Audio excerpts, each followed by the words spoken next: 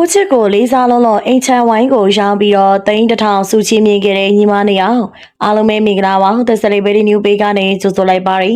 ဆမင်းသားတွေရဲ့လူပညာကိုအားပေးတဲ့အနေနဲ့ငွေသားပန်းကုန်းတွေငွေပန်းစည်းတွေစုချတာကထူးမဆန်းမင်းနဲ့လူပညာရှင်ရဲ့စူးစမ်းမှုကိုသိမဲ့ပြုကြတာပါဒါပေမဲ့ရာတိုင်းမှာတိုင်းတာဆိုတာရှိတာကြောင့်အဲ့တိုင်းတာကိုကျော်လွန်သွားတဲ့ညီမနှစ်ယောက်ကတော့အိမ်ဝိုင်းရှောင်းပြီးတော့တောင်မှဖိုးချစ်ကိုစုချခဲ့တာပါ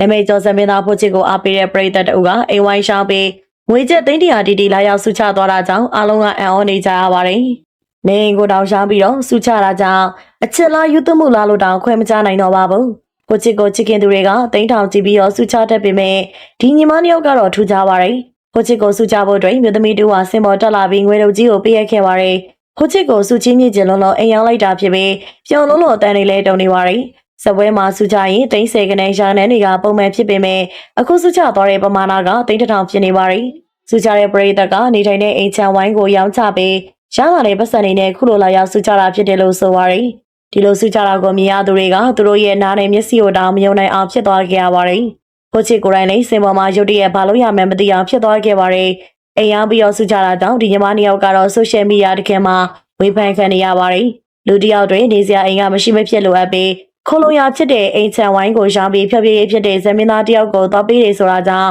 ယူနေပြီလားလို့တောင်မှပြောနေကြပါတယ်။အိမ်လေးတစ်လုံးဝင်နိုင်အောင်ရုံးကန်စူးစမ်းတဲ့အချိန်မှာအိမ်ရောက်ပြီး3000စုချတာကြောင့်အမှုပညာကိုအားပေးတာမဟုတ်တော့ပဲအတန်းရှင်းရှာတာလားလို့တောင်မှထင်လာကြပါတယ်။အချို့တွေကတော့ဒီလိုစုချင်းမျက်နှာက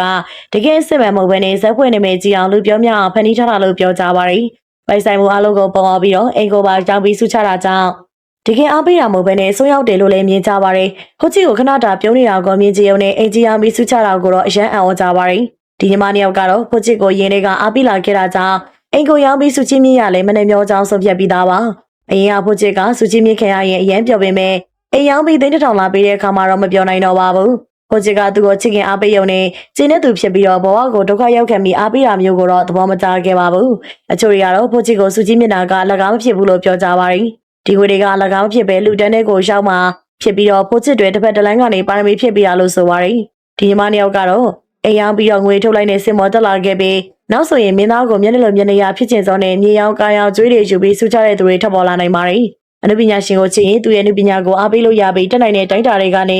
ခင်းနေစာလေးနဲ့စူချနိုင်ပေမဲ့အင်ကိုရောင်ချပြီးပတ်စံပေါပုံပေးတာကတော့ယူသွမှုလို့မြင်ကြပါ रे ဖိုးချစ်ကိုအားပေးချင်စောနဲ့အိမ်ရောက်ပြီးတော့စူချီမင်းနဲ့ညီမနှစ်ယောက်ပေါ်မှာဘလို့ချင်းမြင်လဲဆိုတာကိုမမပြောခဲ့ပေးပါအောင်ရှင်အားပေးနာစီခဲ့ကြတဲ့အတွက်လည်းအားလုံးကိုကျေးဇူးတင်ပါတယ်နောက်နေ့ဒီမှာလည်းခုလိုစိတ်ဝင်စားစရာကောင်းတဲ့အကြောင်းအရာတွေနဲ့တူပြန်လာခဲ့ပါအောင်မယ်ရှင်